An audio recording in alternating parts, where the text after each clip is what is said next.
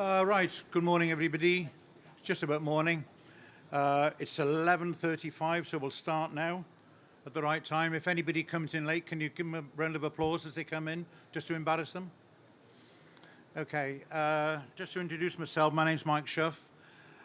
I'm a member of PWTAG. I happen to be this year's vice chair of PWTAG.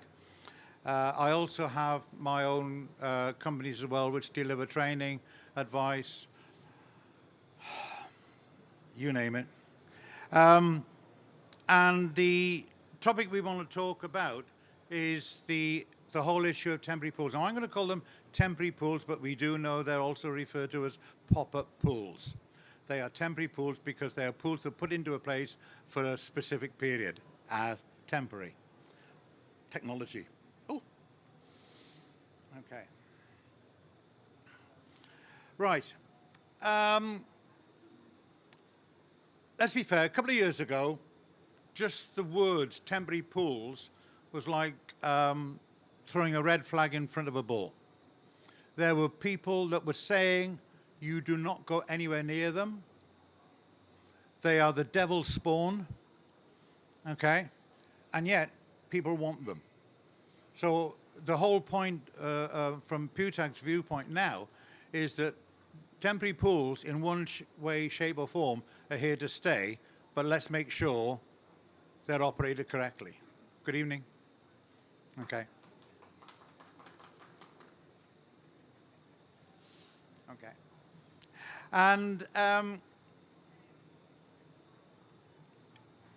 with the rise in costs for schools who haven't got pools to transport their kids to the local public swimming pool, if there's a local public swimming pool, if there's a time slot that allows them to get in, and then the cost of staffing that transport, providing the transport, then it's quite an issue.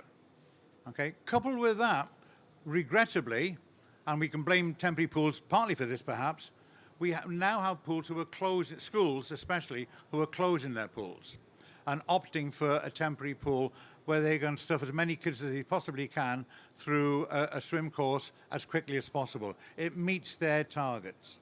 So one way or another, temporary pools are going to be here to stay. What we want to look at is making sure that they can be operated safely. Okay. In terms of the treatment of water, and in all fairness, that's what PWTAG is about. It's about the treatment of water. There's a load of stuff, okay? Now, for those of you who were at the PWTAG conference last November, you would have seen this anyway. If there's anybody new here, why weren't you at the PWTAG conference last November? But the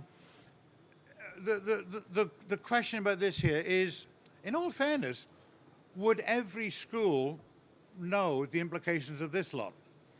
And at the time, ladies and gentlemen, would every installer know the implications of this lot? Okay?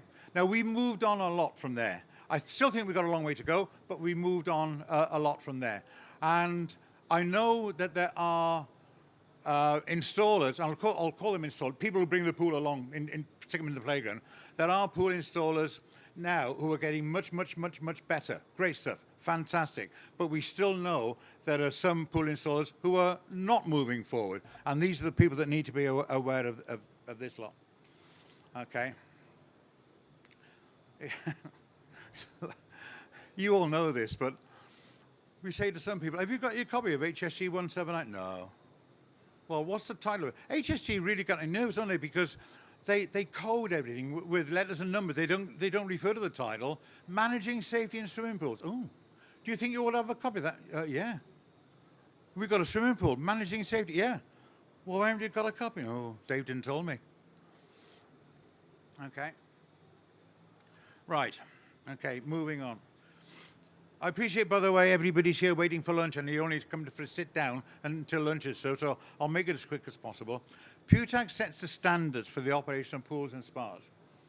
Now, if you've got a temporary pool in a school playground on point A, and within a mile of point A, you've got another school with its own indoor or outdoor, year-round or seasonal pool, why should there be different standards in terms of water quality and water quality, water testing, water management between those two pools? Okay, and there shouldn't be. So at the moment, the PWTAG standards affect every pool. Okay, and if you don't, and something goes wrong, and somebody makes a claim, don't come running to anybody because you didn't bother to find out. Okay. But then we come, it's a great idea. I've got no problem with that. It is a great idea, temporary pools. But let's look at it from both sides, okay? The installer has got to put in a system that provides a safe, healthy, and well-managed pool. The landlord function, the school in this case, probably doesn't even know where the door is to get into the place. They've never had a pool. Okay, but as landlord, they have still got responsibilities. So we'll refer to these as landlord responsibilities, if you like. Okay, now what are they then? Okay, relevant documentation. Let's just look at that one first. There's lots of things we can look through. We can have a look at all this. Relevant documentation. Are they insured, first of all, to have a pool on their premises? And is it the school that has to take out the insurance, or the installers, or both? Okay. For you guys who operate in swimming pools, local authority, private club, whatever, you know that you're soon going to have to build a new room just to put the documentation in. There's that much happening. Okay. Do they have any of that at all? Who is responsible to carry out the risk assessments? And it's not just, are the kids sick or not before they go in? What about the risk assessments in terms of, so we say chemical handling, they're on there, chemical safety. Okay, are chemicals held on site? Okay, yes or no? If they are they secure? Have you got a risk assessment for the delivery, handling, storage, transportation of chemicals? If they're not, do you have a little white van drawer up every morning with a couple of drums of, oh, sorry. do you have a little white van? I'm being facetious. I know I'm being facetious. A little white van drawer up every other day with a couple of white containers in the back. We'll chuck some of this in, chuck some of that in. Okay? Are those little white vans drawing up when there's kids in the playground and you've got toxic chemicals around the place, etc.? Okay? I am being facetious with some of this, but I'm sure you can appreciate the sentiment. Who is responsible for any accident management or recording? I'm talking about just the kids in the pool. Who's responsible for that? Okay, so there is some preparation work to be done, both by the school and the installer. I keep referring to the word school because it's the majority that use school. You know, other facilities are available where you could put one. One of my favourite ones, it's only a favourite one, post-installation. What happens at the end of the installation period? Okay, so let's have a look at some of the processes involved. Okay. We all know from years and years of experience that the pool safety operating procedure, the NOP and AAP, is site-specific. Okay? Now, there's a thought when bringing in a temporary pool that's going to be there for 3, 4, 6 weeks. Okay? Is it site-specific? Let's have a look at the pool technical operating procedure. It won't take long. Okay? If it's a school, has the local education authority, whoever that might be, and don't forget we've got academies, we've got trusts everywhere, has the local education authority or the local environmental health officer been informed that there's going to be a pool on site? If there's an incident in a year-round permanent pool, one of the first knocking on your door is the local environmental health officer. Well, the local environmental health officer actually needs to know there's a pool there. Okay? If the school hasn't told them, by the way, we're having a temporary pool for 6 weeks, okay, they probably won't even know. Is that a requirement? I'll ask you to consider that. Insurance cover. One of my favorite ones, Occupiers Liability Act. Don't forget, you have to protect the trespasser. Okay? Don't ask me to go further. I'm too old for that. I am too old. All right? If a trespasser falls off a roof, don't make a mess on the floor. Okay. Let's have a look at some of the risk assessments. Okay? Pick any one you want, and we'll have a chat about it. Okay? Inclement weather conditions. We talk about if there's thunder and lightning around, please don't go in the pool. The kids might get struck by lightning. What happens if it's just, as we've had recently, certainly in the last few months, very, very strong wind? Okay? It is inclement weather. We tend to think about inclement weather as thunder and lightning strikes, but there are other inclement weathers. Poo in the pool, down here. Okay, bottom one. Poo in the pool. Okay, it's going to happen. It's going to happen. Does the pool installer, do their staff know exactly how to deal with it? Because I'll tell you one thing, the school won't know, because they've never had a pool to deal with. Okay? I'm trying to move this quickly so you all get to lunch afterwards. Okay. So, talking about lunch, just before you have your corned beef sandwich, let's talk about poo in the pool, greases, fats, bodily fluids. Number 11s from the kids, You know what number 11s are, right? Don't you? Yeah, number 11s are? Okay. Have we got any swim teachers here? Any swim teachers? Right. So you tell your group, right, I'm going to swim to the other side of the pool, swim back to me. When you get back, stop and stand up.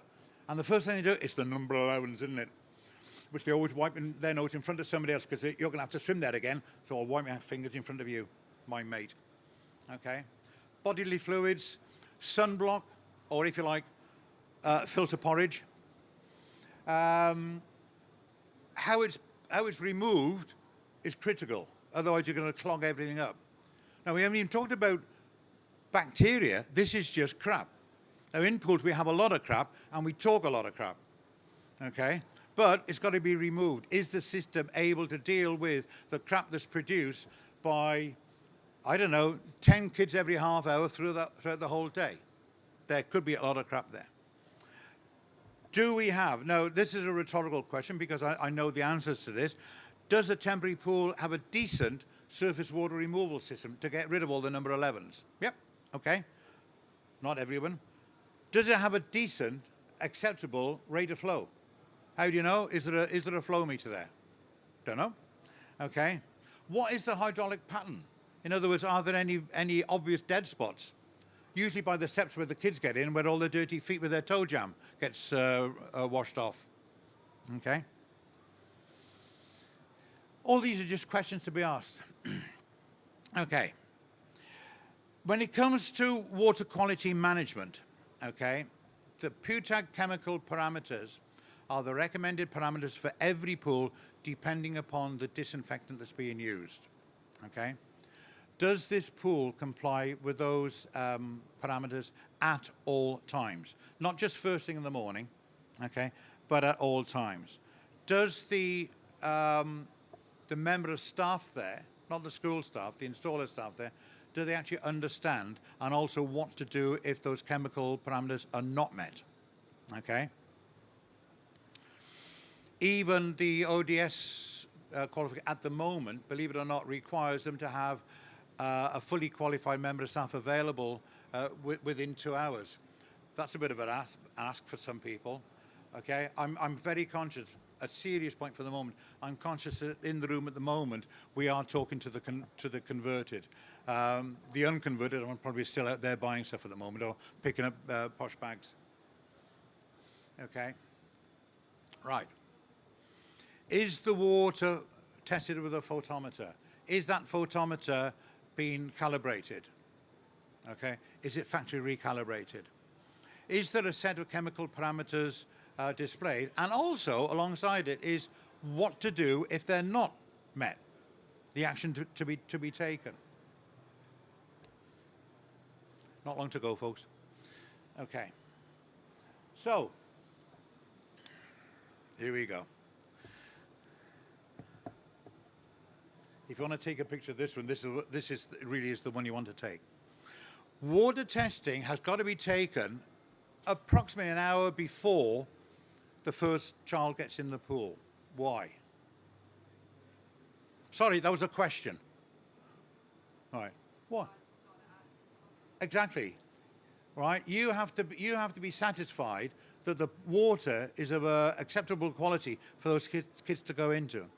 That means that if the kids are going to go in at 9 o'clock, it's no good turning up and opening the pool at 5 to. Okay. We are then testing every couple of hours during the day, because it is quite likely that the dosing control procedure, right, is best tested every 2 hours. Okay. Who gets the copies of the test results? Who's responsible for the safety of the kids? School? The head teacher? Well, if you talk to a school, they say we're responsible for everything the child does in the school, on the school grounds. Okay, so we can have a discussion about that, but it might be that the installer has to provide the school with copies. You can provide them. They don't understand them. We got our test results here. We got them. What do they mean? I haven't got a clue, right? But we got them, okay? Because their insurers might require them to have it. Don't forget that. Right, microbiological testing. Please bear in mind, I am talking to the converted at the moment. And this is one of the issues. I have had, personally, a number of companies come to me and said, we're putting a pool into XYZ school. It's going to be there for 3 weeks. We do not need to have a microbiological test taken, because PWTAG says it should be taken every month. Well, read the rest of the chapter. It also says, thou shalt have an acceptable, satisfactory microbiological test results prior to using the pool. Now, we all know that to get a sample taken, whether you have somebody come down and take the sample or whether you post it away, from the day that you take it to the day that you get results, you need to allow 5 days. You can get them done quickly, maybe, okay? Okay, so you're talking about the pool being up and running and not being used for thick end of a week before the period starts to get that result. And that's assuming that the result's okay. Okay? Now that week can be quite expensive for the pool installer.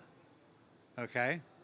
So, landlord, if we've got any potential landlords here, don't be fobbed off by some of these cowboys, these people in the front here, right, who say, oh, it's okay, we don't need to do a micro test, we're only going to be here for 3 weeks. It should be done before the first use. We actually did speak on the same panel, by the way, PWTAG, so I can be rude to these guys. These are some of the good guys, by the way. And by the way, here's the £5 that they gave me to say that. Okay. About chemical safety. Yeah, chemical safety. Okay. Don't get me wrong. Many's the time where you see acids and alkalis stored in the same place, one on top of the other. Okay. And when we say, what you done that for? Well, we only got one of those and one of those. It doesn't matter. It's only one of each. It can matter quite a bit. Have we got adequate on-site storage? Okay. The school, by the way, to meet its own insurance requirements, can actually require any chemical deliveries to be outside the school day. Okay. Or they can require notification to say it's going to be, do the Amazon thing. It'll be delivered between 10:21 and 11:21. Right, no kids in the playground. But that's just a form of communication. If the installer is arranging for chemical to be delivered, there has to be a communication with the school when, how much, etc., etc. Okay. So believe it or not, we're now looking at some sort of partnership between the installer and the landlord. It is not one way, it is two ways. Okay, right. We talked about who's responsible for an accident. Oh, I don't know, that's for you to decide. Who's going to call assistance? Oh, we don't need any help, we're okay. Maybe, who's going to report it? Okay. if we're talking about chemicals, have we got the proper safety equipment? Not just the PPE, but what about eye wash? Okay. What about a spillage kit? Oh, don't worry. You know, yeah, it's on a slope. It'll go down the drain. Okay. Please don't. Please don't. Right. Now then, at the end of it, and these are questions for both sides. It is not just one side. Right. Has there got to be a trade effluent discharge license? Okay. Now, and that is the right to discharge the contents of the pool at the end of the contract period down the drain or dispose of it. Now, all water authorities around the country have got their own little systems, and they're not all the same. Don't say, oh, well, you know, Northumberland Water said we can do this. All right, that's no good if you're in Thames water area. Okay? Now, some water authorities say, how much water you got? Okay, we've got 75 cube of water. It's chlorinated up to 2 milligram per litre. We're just going to pull the plug out, okay, and it'll drain off within half an hour. And they might say, yep, okay, thanks for telling us. They may say, you know, two different words. Second one is off, okay, and you might need a trade effluent discharge license that will require the pool to be drained, possibly dechlorinated in Wales, okay, but you can only discharge at a given rate into a foul drain, okay, and that may take a heck of a lot longer than half hour by pulling the plug out at the bottom. Okay, even if in your area, as a school landlord, if in your area your water authority says you don't need a discharge license, you still have to inform them. They need to be aware, but they don't need to give you a refuse license. Okay, and of course, if you don't inform them, and something happens, expect a whole shower of what's it falling on you, and it will from a great height. Okay. Now, we have produced a checklist, which you would think would be in my folder there, but it's actually in my bag on the PWTAG website over there. Okay. You can get the whole of that checklist, which is recommended for school landlords and for installers to look at prior to entering into a contract. You can get it. The PWTAG famous technical note pages, technical note 65. You go on, see what we've done here. This is clever. Go onto the PWTAG website, click on standards and guidance, thank you.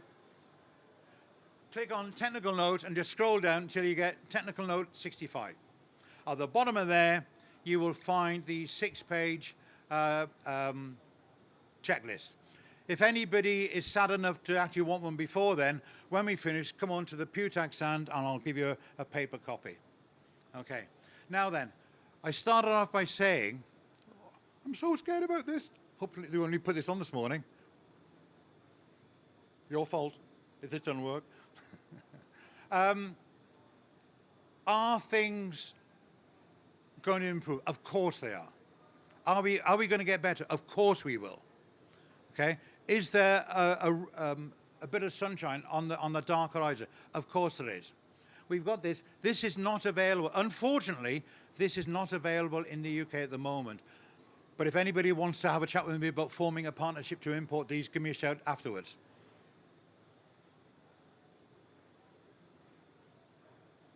Okay.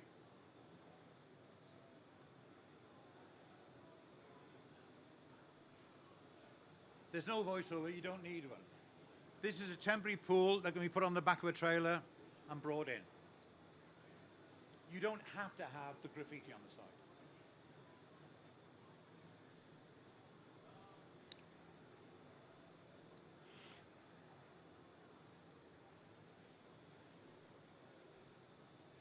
Okay. Okay. Hole in the floor, full of water, call it a pool. Okay. Look at the draw-off system. Okay. Yeah, there is an English version of this, but you don't need that at the moment. Okay. Let's come out of there. Now, obviously, this would be adapted because think of the number of schools. But We've got showers in here now. We've got toilets in here now. We've got changing facilities. Okay, yes, you will need more changing facilities.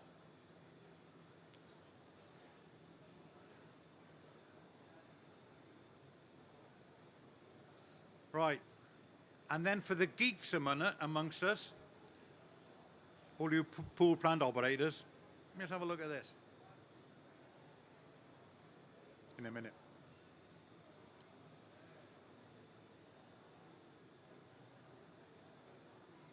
All of this, by the way, is in that trailer that I showed you to start with. From our point of view, from PWTAG's point of view, we're looking at decent kit. Okay? Medium rate filtration, automatic chemical dosing. Okay? We think on this one, you can't see it very well, but I think there may be a small UV unit in the back of there as well. Okay? Swim Salabim. All right, they got a website. Have a look at it if you like.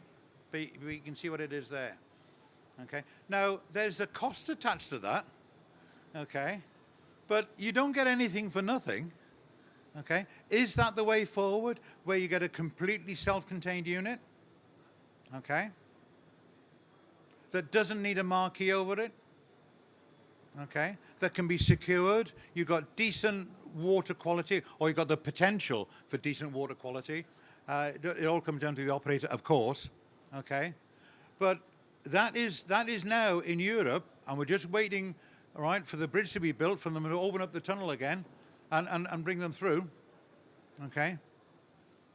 Cost to buy, I've got an idea, but it would be unfair of me to give you an idea of what it costs at the moment, because don't forget, we're now moving from euros into GBP, which will double the price probably. But there is a cost. But we've got to they're all right, no, SWIM hyphen